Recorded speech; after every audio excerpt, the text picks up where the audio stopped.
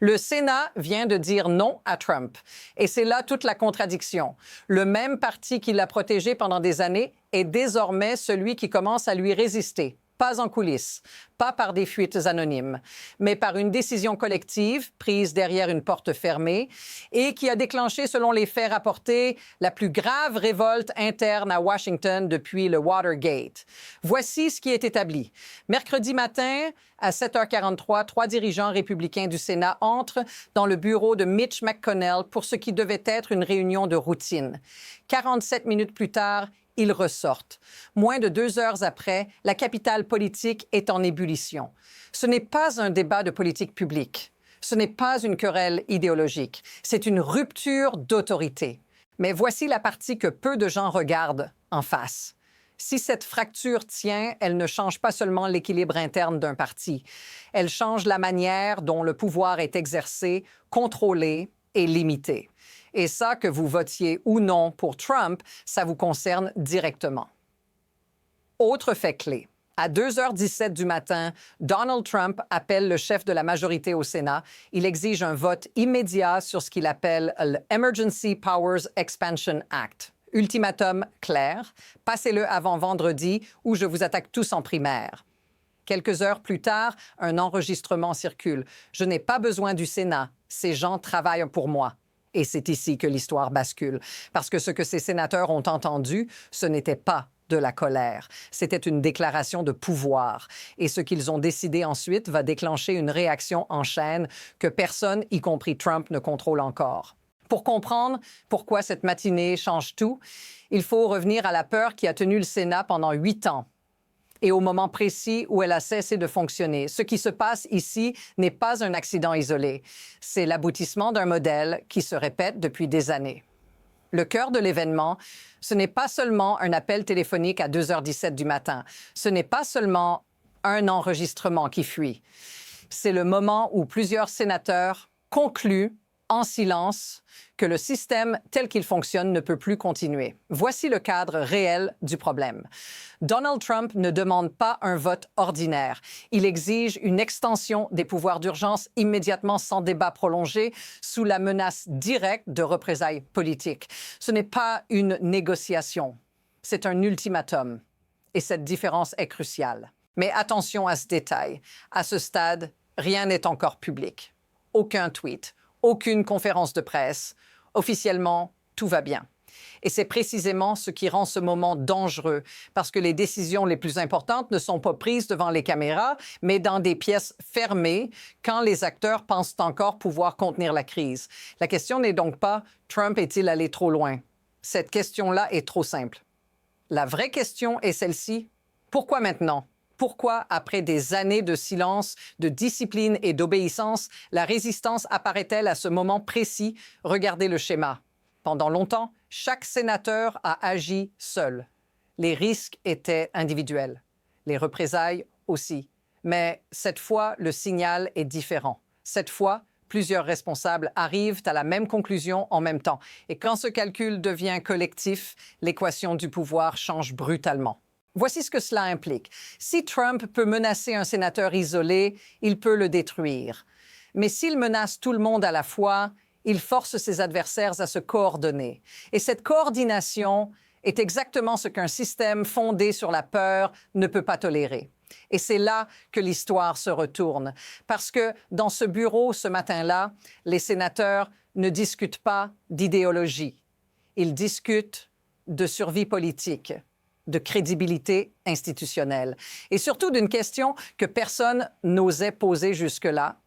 Que se passe-t-il si obéir devient plus dangereux que résister? La réponse commence à apparaître dans la suite immédiate des événements. Et la première preuve concrète arrive plus vite que prévu. Voici la première preuve concrète. Et elle ne vient pas d'un adversaire politique. Elle vient de Donald Trump lui-même. Fait établi, à 6h30 ce matin-là, un enregistrement privé commence à circuler parmi les sénateurs républicains. On y entend Trump dire, mot pour mot, « Je n'ai pas besoin du Sénat. Ces gens travaillent pour moi. » Pas devant une foule, pas sur un podium, en privé. Et c'est précisément pour ça que cette phrase a déclenché de la fureur, pas de la peur. Parce que ce n'est pas une exagération de campagne, ce n'est pas une punchline, c'est une vision du pouvoir. Et quand Mitch McConnell fait jouer cet enregistrement dans son bureau, selon une source présente, il le passe 2 fois. Personne ne parle. Le silence est décrit comme suffocant. Pas parce que les sénateurs sont surpris, mais parce qu'ils reconnaissent exactement ce qu'ils entendent. Remarquez ce qui manque. Trump ne parle pas de coopération, il ne parle pas de négociation, il ne parle même pas de pression politique classique. Il efface l'institution, il transforme le Sénat en subordonné. Et pour des sénateurs qui ont passé leur carrière à défendre l'autorité de cette Chambre, cette phrase-là franchit une ligne. C'est ici que l'histoire change de rythme. Parce qu'à partir de ce moment, la question n'est plus comment gérer Trump. La question devient que reste-t-il du Sénat si nous acceptons ça? Et la réponse commence à se former immédiatement dans les échanges qui suivent. Car la réaction qui vient ensuite est bien plus dangereuse pour Trump que n'importe quelle critique publique. Ce qui suit est une escalade, pas une rupture soudaine. Et c'est justement ce qui la rend si difficile à arrêter. Ce que les sénateurs comprennent à ce moment-là, c'est qu'ils ont déjà vu ce film, plusieurs fois. À chaque fois, le scénario est le même. Un élu dévie. Trump réagit immédiatement. Il humilie publiquement. Il isole. Il détruit politiquement. Et le reste du parti observe, tire la leçon et rentre dans le rang. Ce mécanisme a fonctionné pendant des années. Fait établi. En 2020, Mitt Romney vote pour condamner Trump lors du premier procès en destitution. La réaction est brutale. Trump le traite de disgrâce totale. Le Parti républicain de l'Utah le censure. Romney devient un avertissement vivant. Message reçu par tous les autres. Désobéir a un coût réel. En 2021, Bill Cassidy répète l'erreur lors du second procès.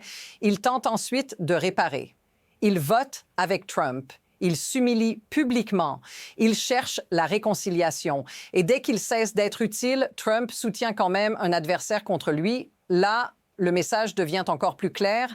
La loyauté n'est pas une protection, c'est un délai. Puis vient 2023. Kevin McCarthy négocie un accord sur le plafond de la dette. Trump désapprouve en privé. Quelques semaines plus tard, McCarthy est éjecté de son poste de speaker. La leçon se cristallise. Je peux détruire n'importe qui à n'importe quel moment pour n'importe quelle raison. C'est ainsi que le contrôle autoritaire fonctionne en pratique. Vous n'avez pas besoin de punir tout le monde. Il suffit de faire des exemples. Une fois les exemples faits, la peur fait le reste du travail.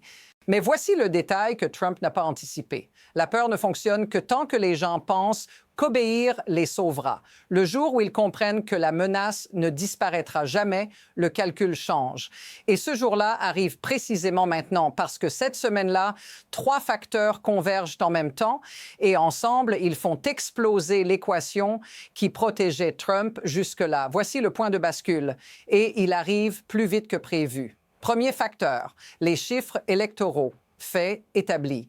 La carte du Sénat en 2024 est brutale pour les républicains. 23 sièges républicains sont en jeu contre seulement 11 démocrates.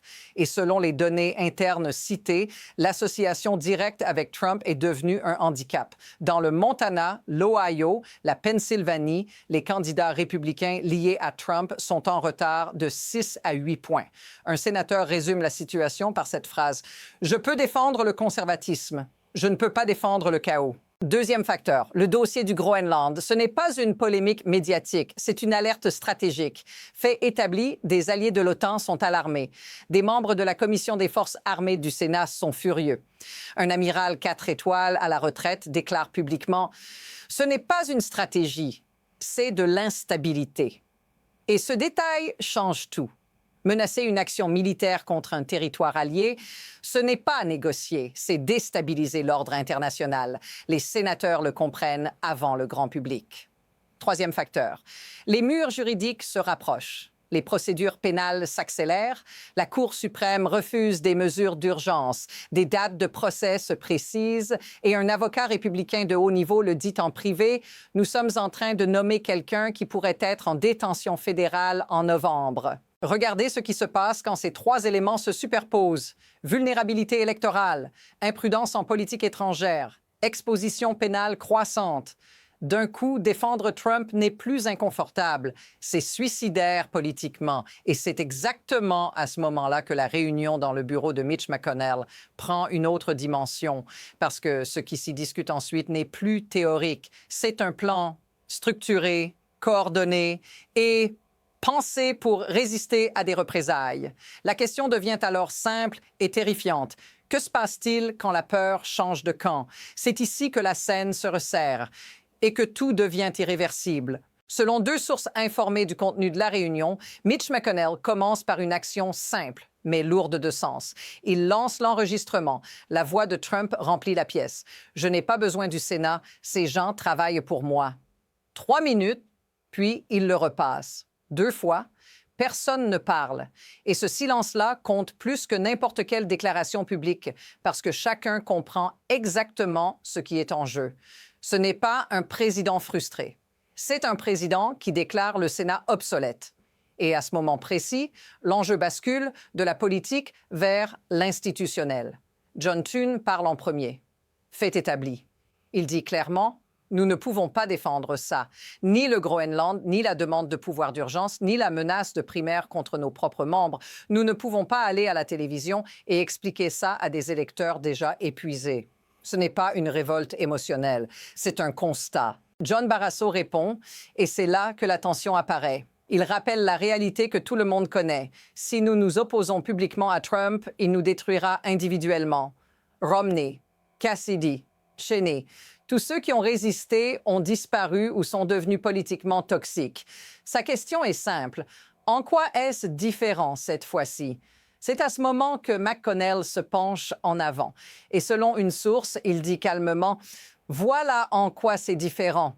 Il va nous détruire de toute façon. La seule question est de savoir si nous tombons en le défendant ou en défendant l'institution. Et si nous ne traçons pas une ligne maintenant, il n'y aura bientôt plus d'institutions à défendre. » Puis vient la réalité électorale. John Cornyn ajoute un chiffre précis. Le Texas le donne à moins 4 points.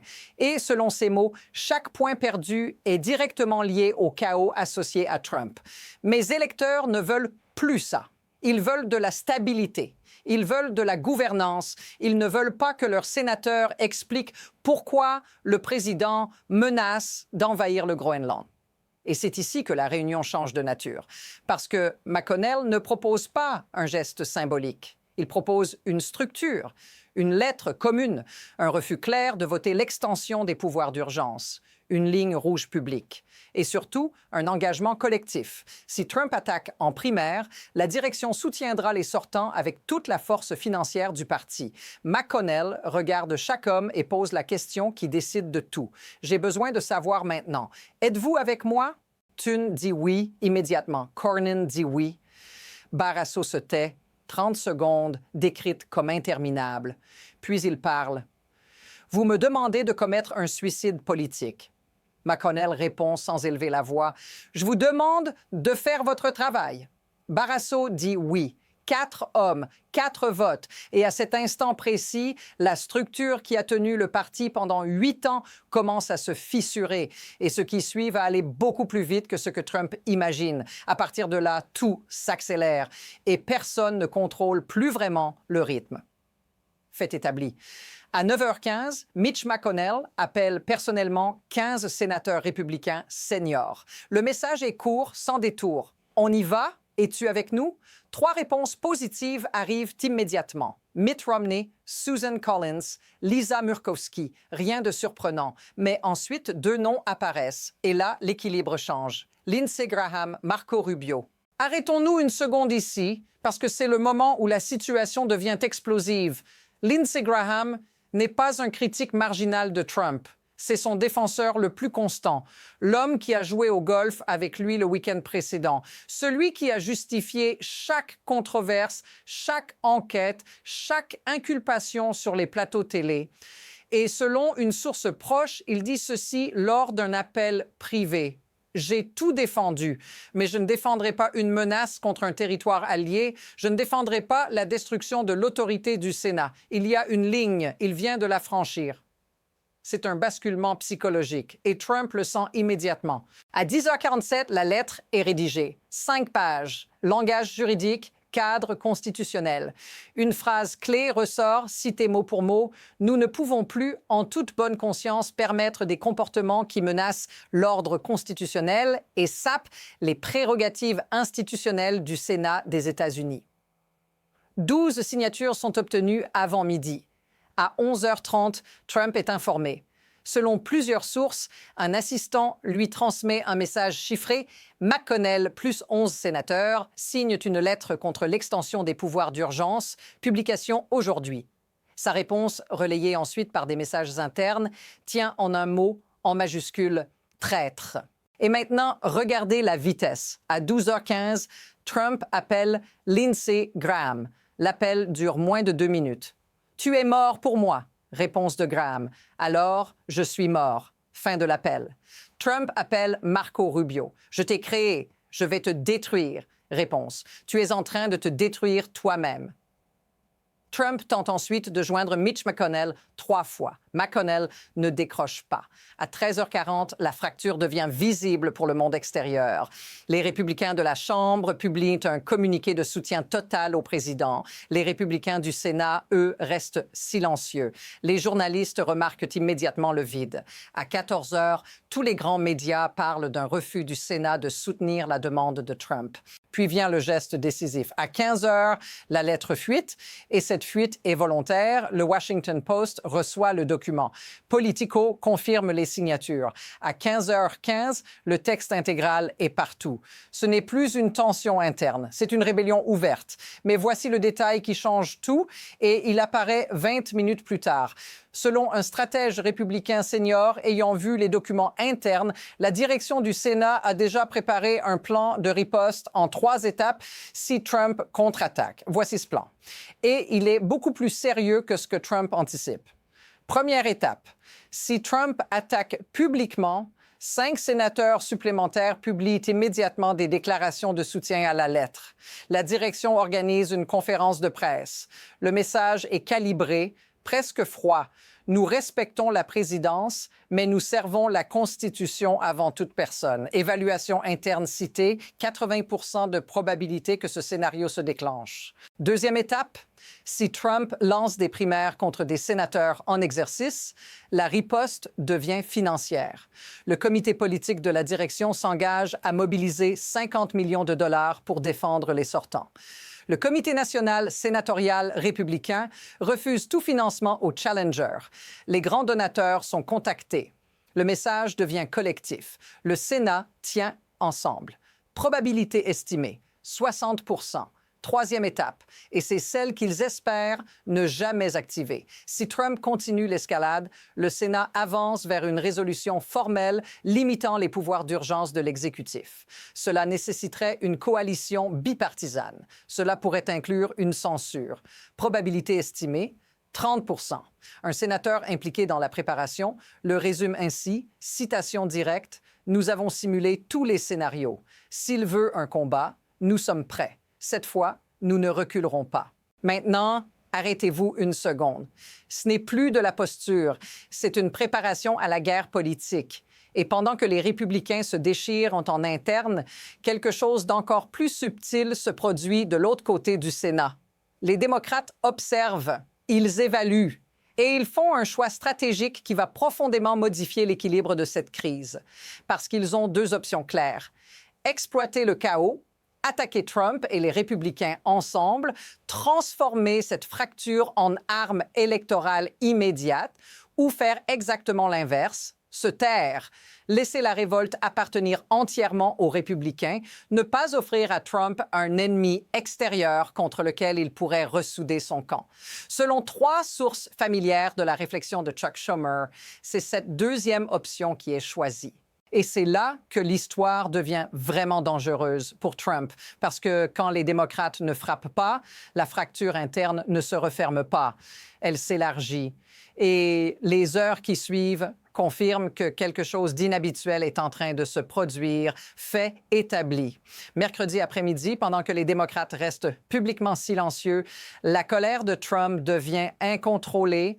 Sur Truth Social, son compte explose. 27 publications en 90 minutes, tout en majuscules. Rhinos, traîtres, détruisent le parti. Il appelle à des primaires massives. Il exige des représailles immédiates. Mais regardez bien ce qui se passe en parallèle. À 17h15, le premier challenger pro-MAGA dépose officiellement sa candidature en Caroline du Sud. La cible est claire, Lindsey Graham. Et la réponse de Graham, donnée aux journalistes devant le Sénat, tient en 4 mots. Allez-y. Pas de justification, pas de recul. Juste une acceptation frontale du conflit. Puis, le paysage médiatique commence à se fissurer. Le soir même, sur Fox News, le ton n'est plus unifié. Sean Hannity défend Trump sans réserve. Laura Ingraham exprime des inquiétudes sérieuses sur la rhétorique autour du Groenland. Tucker Carlson lâche une phrase lourde de sens. Les républicains montrent enfin une colonne vertébrale. Pour la première fois depuis des années, la machine médiatique ne parle plus d'une seule voix. Et ce détail est crucial parce que la peur fonctionne aussi grâce à l'unité du récit. Quand le récit se fragmente, le contrôle se fragmente avec lui. À 20 heures, le monde des donateurs réagit. 3 grands donateurs républicains publient une déclaration commune. Nous soutenons la gouvernance constitutionnelle et la stabilité institutionnelle.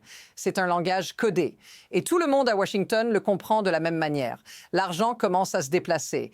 À 21h30, le compteur atteint 17. 17 sénateurs républicains se sont publiquement alignés sur la lettre de McConnell. 5 autres ont donné leur accord en privé.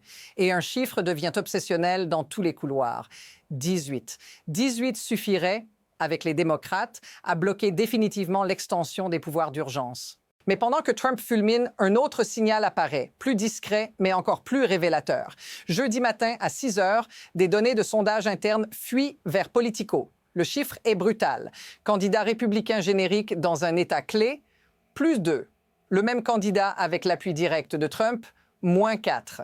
Un écart de 6 points. 6 points, c'est la majorité du Sénat. Et là, quelque chose d'inédit se produit. Selon 3 bureaux sénatoriaux distincts, 42 collaborateurs républicains signent une lettre interne. Nous ne pouvons plus, en conscience, défendre l'indéfendable. Ils menacent de démission collective si leur sénateur recule.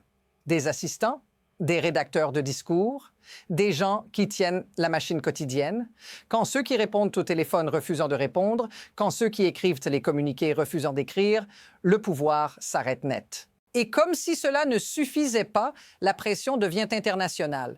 Le Royaume-Uni publie un communiqué diplomatique exprimant son inquiétude. L'Allemagne suit, la France aussi.